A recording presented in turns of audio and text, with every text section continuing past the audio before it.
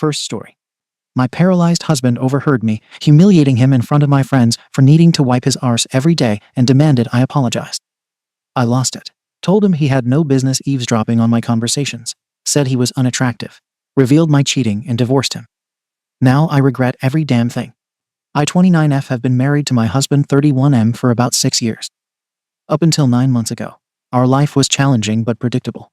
We both worked full-time, shared most household tasks, socialized together, had friends and felt like a team. Then he was in a serious accident, broke his neck, and is now paralyzed from the waist down. Overnight, everything changed. He went from being active, independent, the one who fixed things, drove us everywhere, and planned weekend trips to being reliant on me for almost everything. I became his primary carer. The shift wasn't gradual. It was sudden, and I'll admit, I dropped into that role quickly because someone had to. I gave up a lot of myself to do it. My career took a back seat. My friends seldom invited me out. I became, in essence, homebound. My entire focus for the last several months has been caring for him, managing medical appointments, insurance, physio, helping him dress, bathe, use the bathroom, getting him repositioned, dealing with pain, mood swings, everything. I don't say this to get sympathy, though I'll be honest, I feel I deserve some. Because it has been absolutely brutal. Some days he's in so much pain he's screaming. I'm exhausted from being up half the night. I barely sleep. I have stress about how his body is changing, and his mood is volatile. I love him. I chose this, but I also hate how deeply it has swallowed me. A lot of us time is gone. We haven't gone on a proper date for months. We stopped being husband and wife in any real sense. Now I'm the carer, and he is the patient. I knew early on that the role would affect me, but I didn't warn myself enough about how much. I neglected my needs. I ignored friends' calls. I stopped exercising. I stopped reading. My eating is worse. My mental health is worse. The guilt that I'm sitting while he's literally lying there needing me to wipe and feed and lift and support. Well, it's heavy. And yet I found myself resenting parts of it. Not him exactly though, sometimes yes, him, but the situation. I resented the fact I had to wipe him. I resented that our intimacy changed.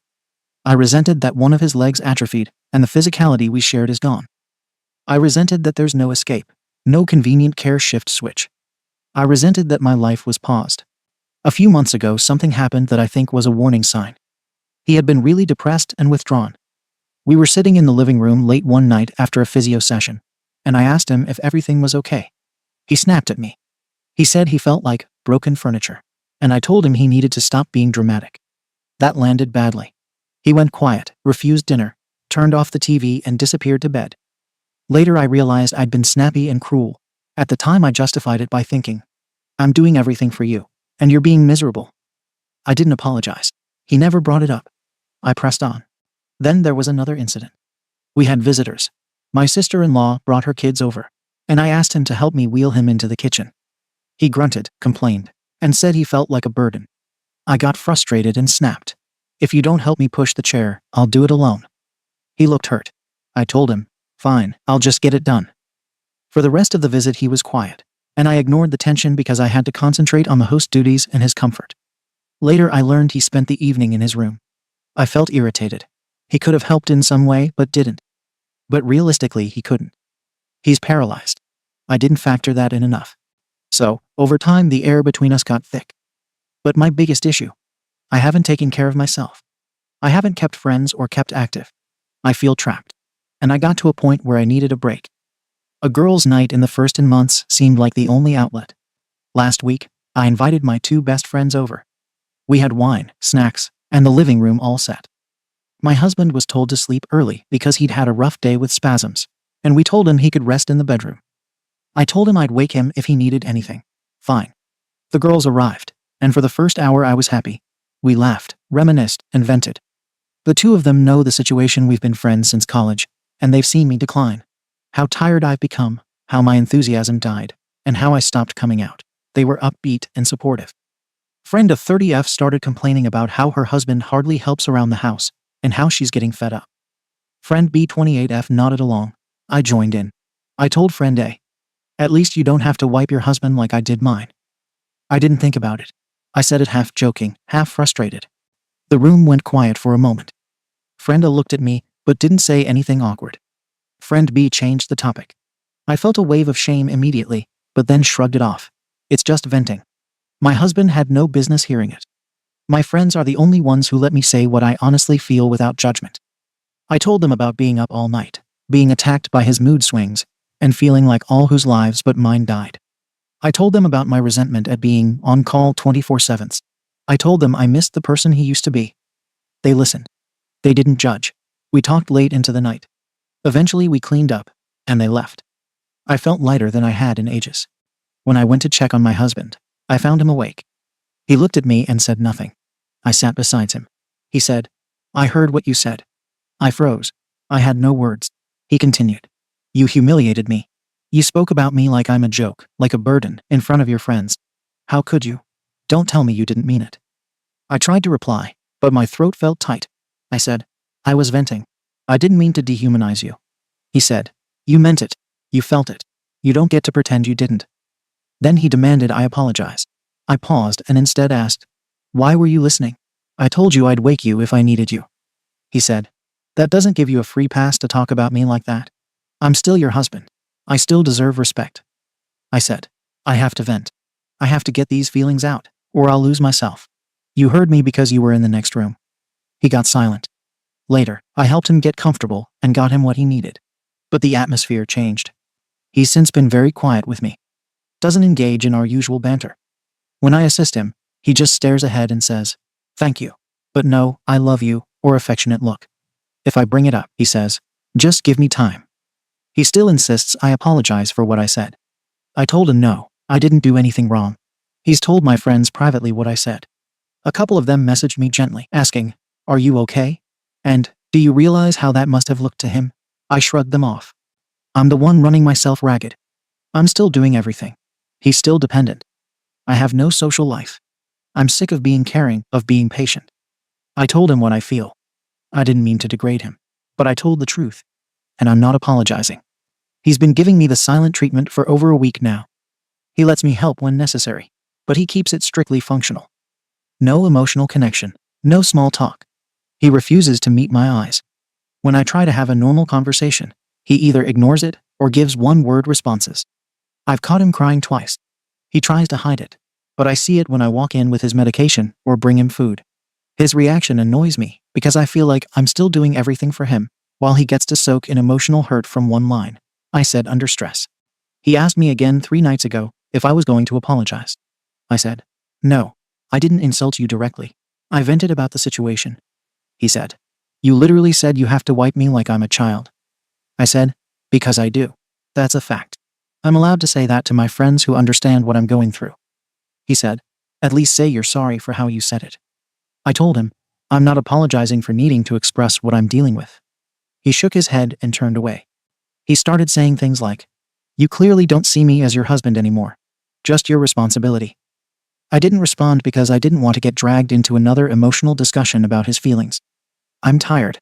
I do the physical labor. I handle his appointments. I order the equipment. I deal with the insurance. I lift his body every morning. I reposition him when he's cramping. And I help him use the bathroom. I'm worn out. He gets to sit there, process feelings, cry, and demand apologies like he's the only one affected.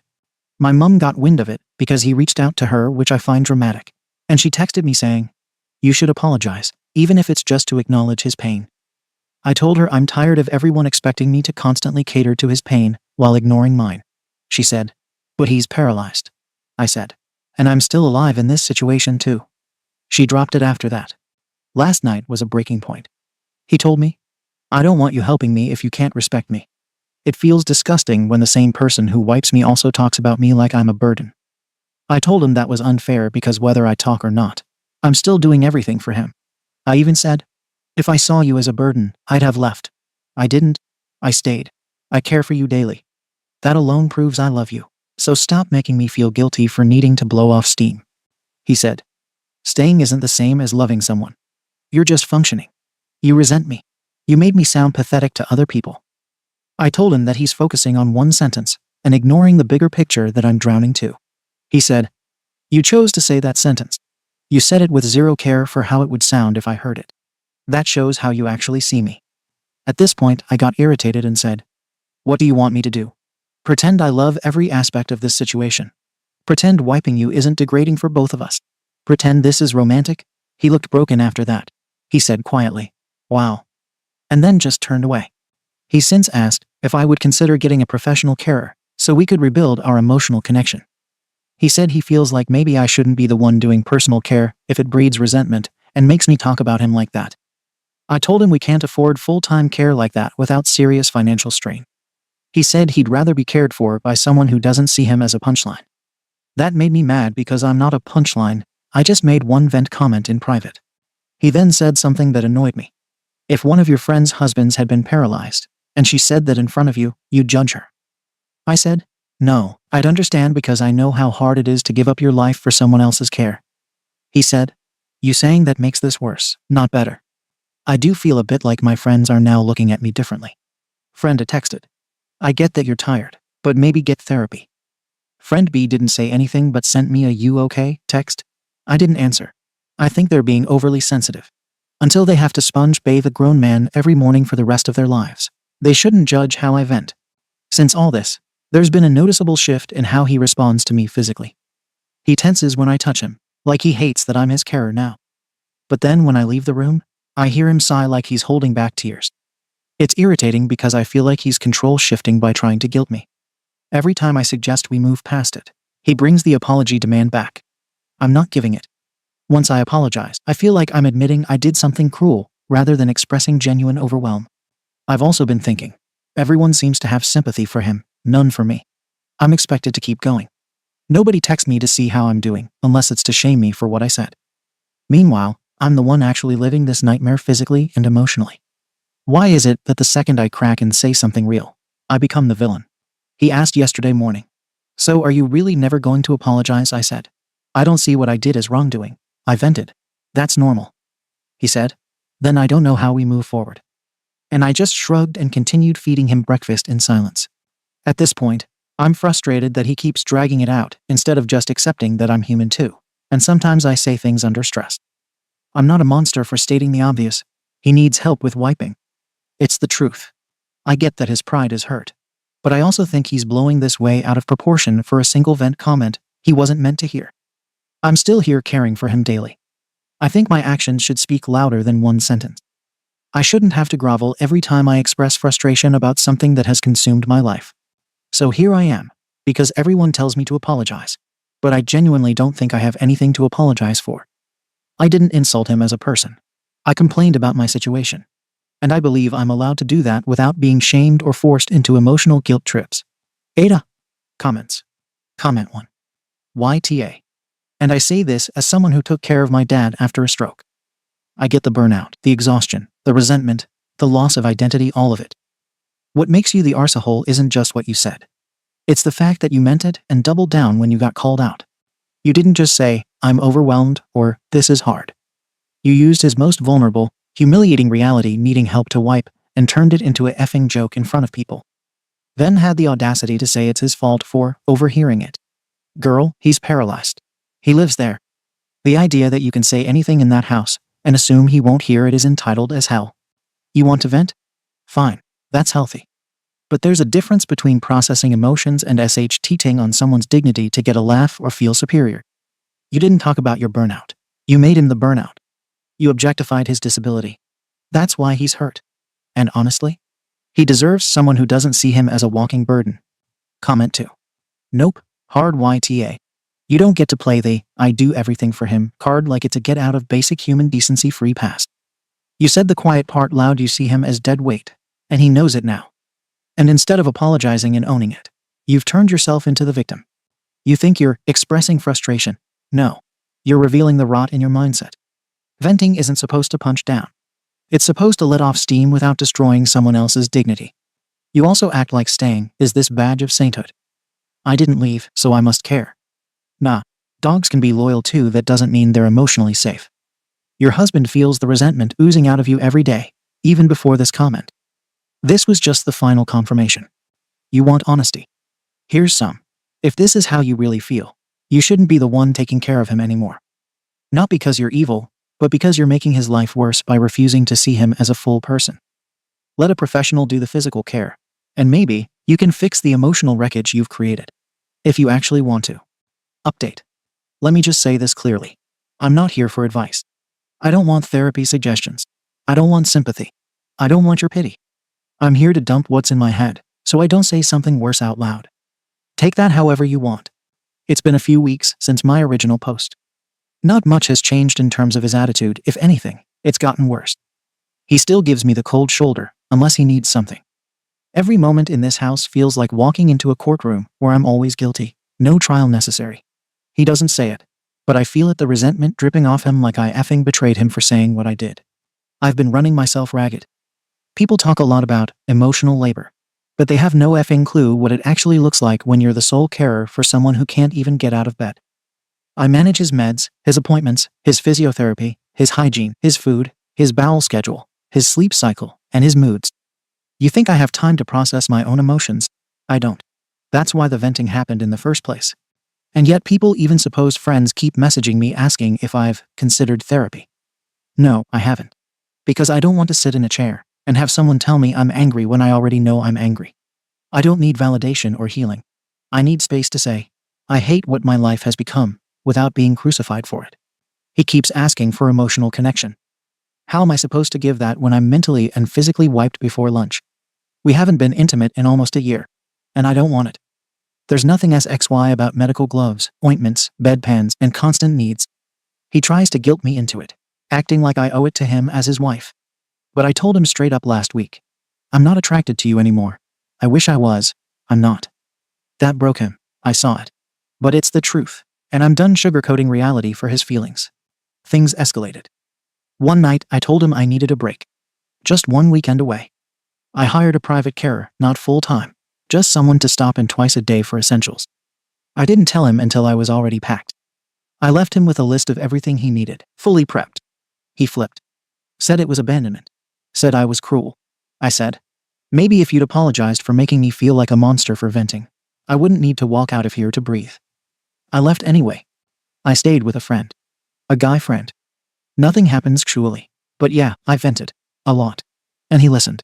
He said things like, you're doing more than anyone could, and I don't know how you haven't collapsed yet. It felt good to be seen as a person again, not a nurse. We didn't cross lines physically, but it was emotional support I wasn't getting at home.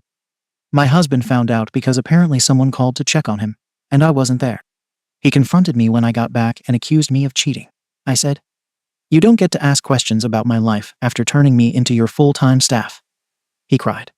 After that, I pushed to get him into a long-term care facility. I told him we'd be better if I didn't have to be his nurse. He said no. I said, then I'm leaving this marriage. He didn't believe me, so I started calling facilities and tried to get him assessed. That's when his family jumped in. Apparently, he told his sister, and she showed up in tears, accusing me of trying to dump him like trash. She said, you made a vow. I said, I made a vow to a man, not to a dependent who erases me from my own life. She called me heartless. I told her if she cared so much, she should take him. She said, don't tempt me. I said, be my guest. So far, she hasn't followed through. Big talk, no action. Now there's tension with his whole family. They act like I'm the villain because I want my life back. He still won't accept a facility, and I can't make him go unless I file for guardianship or divorce. I've already started separating finances.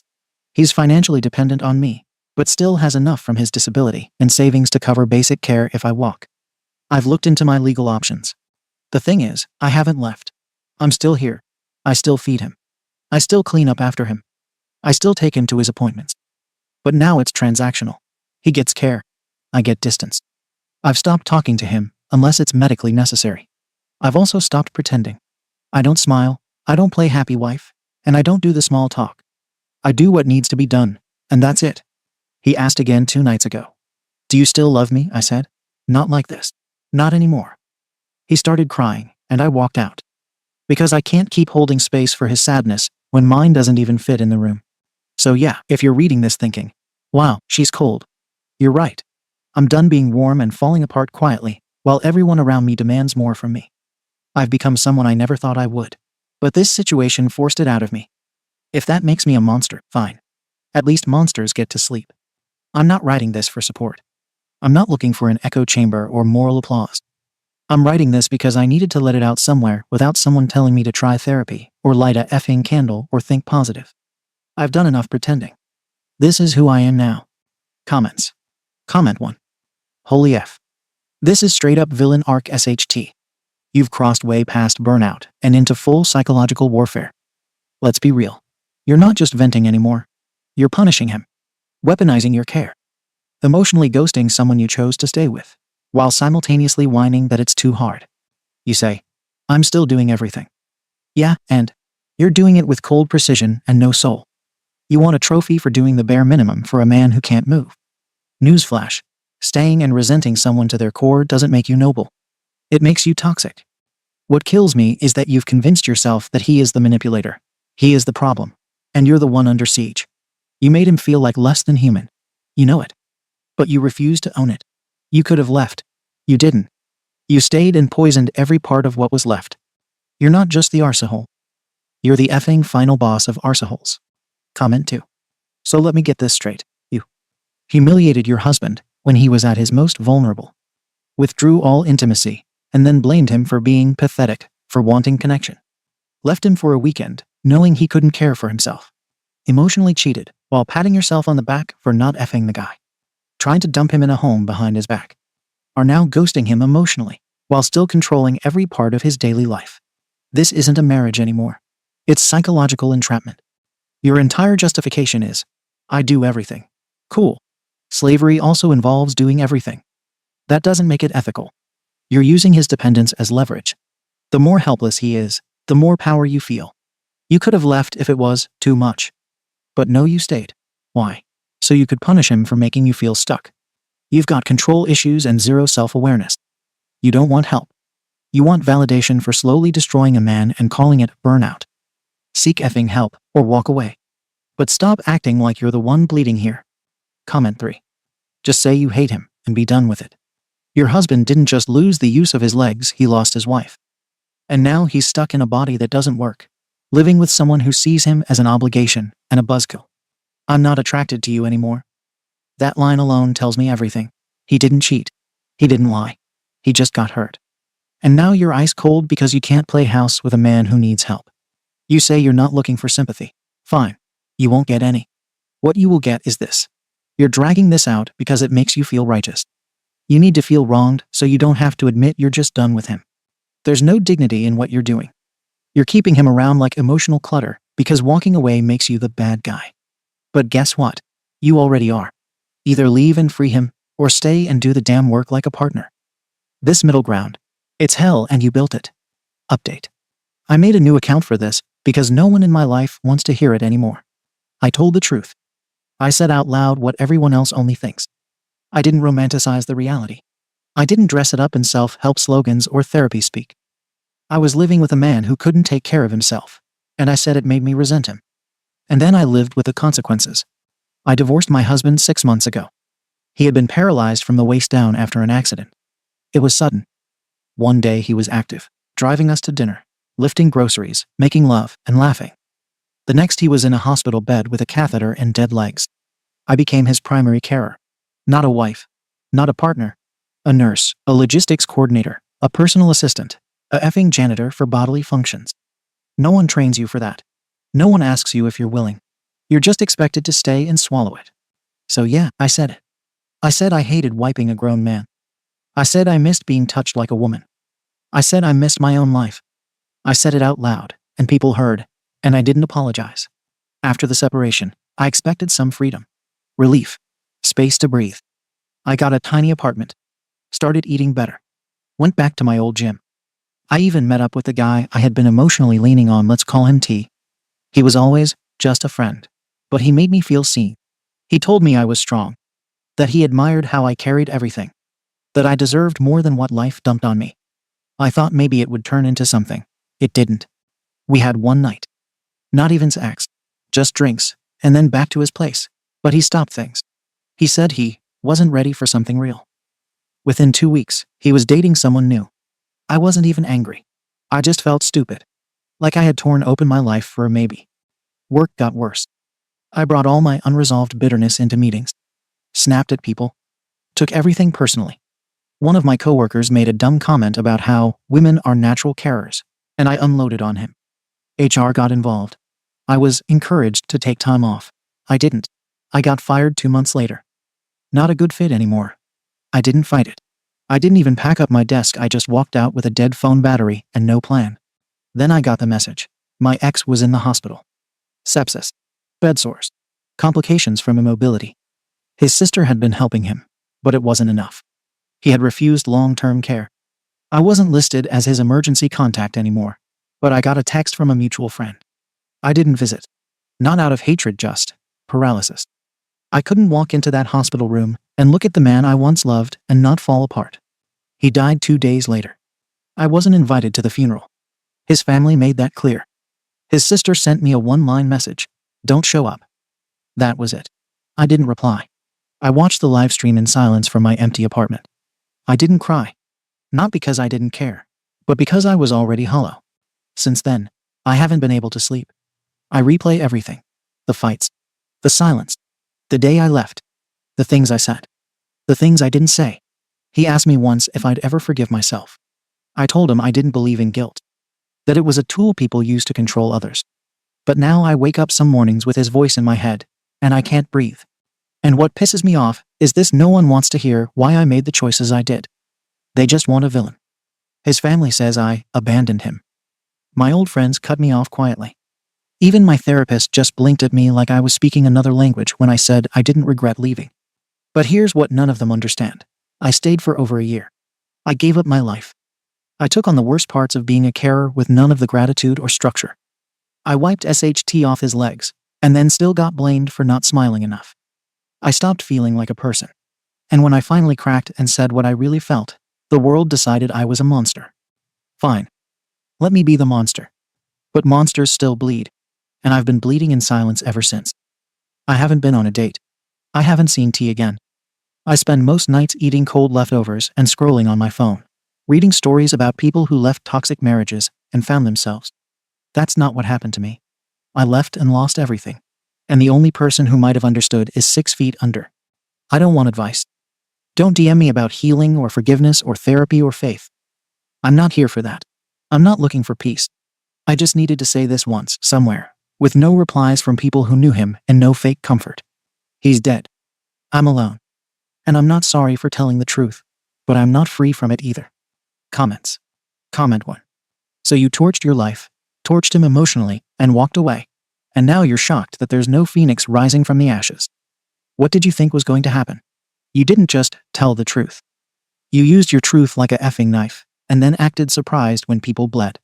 You keep trying to push this angle of, I was just being honest. But honesty without empathy is cruelty.